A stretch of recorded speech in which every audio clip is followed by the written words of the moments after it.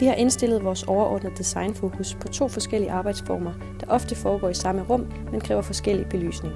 Henholdsvis arbejde i fællesskab og gruppeorienteret arbejde.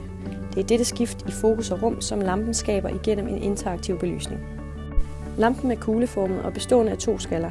Den inderste skal er bevægelig og er afgørende for skift i fokus, når henholdsvis gruppeorienteret arbejde og fællesarbejde skal understøttes. Hver af lampens inderste skaller har hver 3 mulige indstillinger.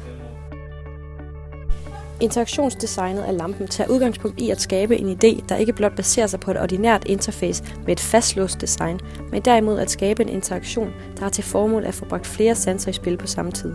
Dette er implementeret således, at kommunikationen med lampen primært foregår gennem gestures. Dette er udtænkt ved hjælp af natural mapping, hvor nedadgående bevægelse vil lukke ned for belysningen, og omvendt vil en opadgående åbne op for belysningen ved bordet. Lyskildens tænd- og slukfunktion aktiveres ved et fingertouch-symbol, hvorved brugeren igennem Semantic Approach mappes til at benytte funktionen. Brugeren vil igennem kulturel affordance samt feedforward allerede være bevidst om, at denne aktiverer det forbundne device, idet det genkendes fra mobiler, computer osv. Når lampen aktiveres, demonstrerer den sit adfærdsmæssige potentiale for at gøre brugeren opmærksom på lampens mulighed for at skabe brugerdefineret lys. På de indre skaller er der påsat 2 steppermotorer, der har til formål at styre skallens 2 indre kvartedele. Yderskallen får implementeret 4 ultrasonic-sensorer, 2 i hver side, så der ved hjælp af bevægelser kan kommunikeres til lampen.